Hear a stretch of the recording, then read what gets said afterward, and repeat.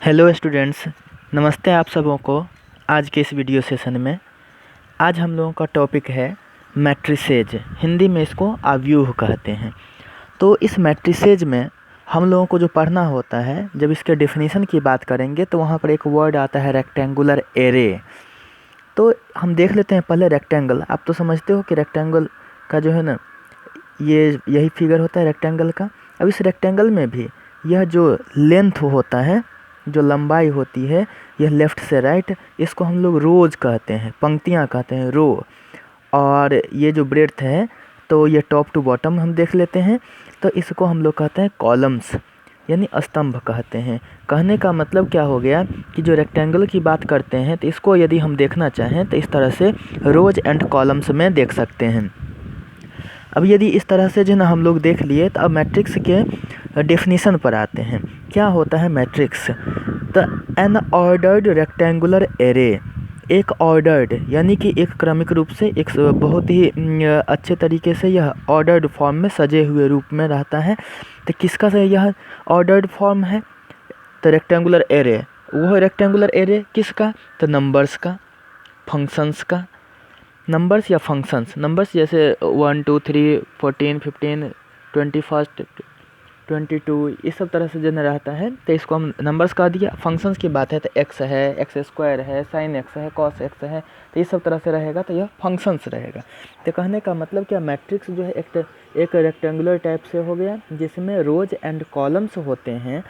और ये जो रो और कॉलम में होते कौन हैं? तो एलिमेंट्स होते हैं। वो एलिमेंट्स या तो फंक्शंस हो सकते हैं, नहीं तो नंबर्स हो सकते हैं। तो उसी को हम लोग कहते हैं कि मैट्रिक्स। यानी मैट्रिक्स क्या है? एक अरेंजमेंट है। किसका? तो रोज एंड कॉलम्स का। तो रोज एंड कॉलम्स का अरेंजमेंट है। और ये रो और कॉलम में रहता कौन है? तो रहता है एलिमेंट्स, जो नंबर्स या फंक्शंस के फॉर्म में रहता है।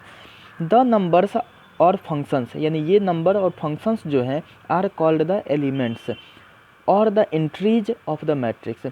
यानी ये नंबर और फंक्शंस जो है मैट्रिक्स के, उसको या तो हम एलिमेंट ऑफ मैट्रिक्स कहते हैं, नहीं तो एंट्रीज ऑफ मैट्रिक्स कहते हैं। A matrix is denoted by capital A equal to small A I J, उसको स्क्वायर ब्रैकेट में, यानी बड़ी ब्रैकेट में, उसके बाद है m गुना n, यानी m/n पढ़ते हैं इसको। m क्रॉस n है, इसको पढ़ते m/n, जहाँ पर यह स्मॉल a क्या है, i क्या है, j क्या है, m और n क्या है। स्मॉल a है एलिमेंट्स ऑफ a, यानी किसी मैट्रिक्स को हम ए से दिखाते हैं, कैपिटल लेटर से दिखाते हैं। इंग्लिश अल्फ़ाबेट के कैपिटल लेटर से हम लोग दिखाते हैं वो मैट्रिक्स को। और उसके एलिमेंट्स को, मैट्रिक्स के अंदर जो एलिमेंट्स हैं, जिस एलिमेंट्स से कोई मैट्रिक्स बनता है, उस एलिमेंट्स को हम लोग स्मॉल ए से दिखाते हैं। तो यही है ए। स्मॉल ए क्या है? Elements of matrix A, capital A. I क्या है? आईथ रो, क्योंकि मैंने पहले ही बता रखा है आपको कि रो एंड कॉलम। तो रो एंड कॉलम की यदि हम बात करते हैं, तो इसमें किस रो, यह एलिमेंट जो है वह किस रो का है और किस कॉलम का है, यदि हम लोग थोड़ा सा देखना चाहें तो यहाँ पर हम देख लेते हैं इस फिगर में। यहाँ पर आप देख सकते हैं कि जैसे ये हो गया, तो इस लाइन की यदि हम बात करते हैं तो ये फर्स्ट रो हो गया, और इसको यदि हम देखना चाहें तो ये फर्स्ट कॉलम हो गया। तो ये जो कटान बिंदु है, यह जो इंटरसेक्शन पॉइंट है, वहाँ पर भी एक एलिमेंट रहेगा। यह सेकेंड रो है और फर्स्ट कॉलम है, तो यहाँ पर भी एक एलिमेंट रहेगा। इसके बाद से हम देखना चाहें तो ये थर्ड रो है, फर्स्ट कॉलम है, तो थर्ड रो फर्स्ट कॉलम, तो यहाँ पर भी एक एलिमेंट रहेगा। फिर यहाँ पर देख सकते हैं कि यह फोर्थ रो और फर्स्ट कॉलम, तो यहाँ पर भी एलिमेंट रहेगा। उसी तरह से यहाँ की बात करें तो ये फर्स्ट रो लेकिन सेकंड कॉलम है, तो यहाँ पर एक एलिमेंट रहेगा। और हम इसकी बात करें तो ये सेकंड रो सेकंड कॉलम है, तो यहाँ पर भी एलिमेंट रहेगा। ये थर्ड रो सेकंड कॉलम है, तो यहाँ भी एलिमेंट रहेगा। फोर्थ रो सेकंड कॉलम है, तो यहाँ पर भी एलिमेंट रहेगा। कहने का मतलब क्या, तो जहाँ पर रो एंड कॉलम का जो इंटरसेक्शन पॉइंट है, वहाँ पर एलिमेंट्स होता है। तो कहने का मतलब कि यदि हम किसी भी एलिमेंट की बात करेंगे तो वहाँ पर रो भी शामिल है और कॉलम भी शामिल है इसमें। तो तो इसलिए जब यहाँ पर हम लोग जो है ना बात कर रहे हैं कि आई की और जे की, तो इसका मतलब ये हो गया, आई और जे का जो मतलब हो गया कि ith रो, यानी किस रो का एलिमेंट और किस कॉलम का। यानी कि किसी भी एलिमेंट के लिए यदि हम यहाँ पर बात कर रहे हैं तो वह एलिमेंट रो और कॉलम दोनों को शामिल करेगा, तो वही ith रो, जैसे फर्स्ट कॉलम फर्स्ट रो, ठीक है ना। तो इसका मतलब A11 हम ऐसे देख लेते हैं यहाँ पर, जैसे लिखा हुआ है एलिमेंट को A11, इसका मतलब फर्स्ट रो फर्स्ट कॉलम। यदि यहीं पर रहता A12 तो इसका मतलब first row second column, A22 तो सेकंड रो सेकंड कॉलम। इस सब तरह से ये सब चीज़ें होती, तो वही J है jth कॉलम। अब M गुना N है order of matrix A, order of matrix A यहाँ पर शो करता है कि M क्या है, कि वह M जो है वह नंबर ऑफ रोज है, यानी कि कुल रो की संख्या कितनी है, पंक्तियों की संख्या कितनी है, और N जो है वह नंबर ऑफ कॉलम्स है, कि कुल स्तंभों की संख्या कितनी है। तो इस तरह से हम लोगों को यहाँ पर पता चला इसके बारे में। तो M क्रॉस N यानी कि M गुना N जो होगा वही ऑर्डर ऑफ दैट मैट्रिक्स होगा। अब हम लोग चलते हैं कि matrix is represented by capital letter of English alphabet. English alphabet के कैपिटल लेटर से किसी भी मैट्रिक्स को हम लोग रिप्रेजेंट करते हैं। एग्जाम्पल के तौर पर यानी किसी मैट्रिक्स को दिखा सकते हैं तो वह capital A, capital B, capital C, capital D, capital X, Y, Z, यानी कुछ भी हो सकता है इसमें से, लेकिन कैपिटल लेटर में। तो मैट्रिक्स को स्मॉल लेटर से नहीं दिखाते हैं, कैपिटल लेटर से दिखाते हैं, लेकिन जो उसके एलिमेंट्स हैं वेल, जबकि एलिमेंट्स ऑफ मैट्रिक्स ए, जबकि मैट्रिक्स ए के जो एलिमेंट्स हैं आर रिप्रेजेंटेड बाय, उसको प्रदर्शित किया जाता है बाय स्मॉल लेटर से। एग्जाम्पल के तौर पर ABC, XYZ स्मॉल लेटर में ये सब।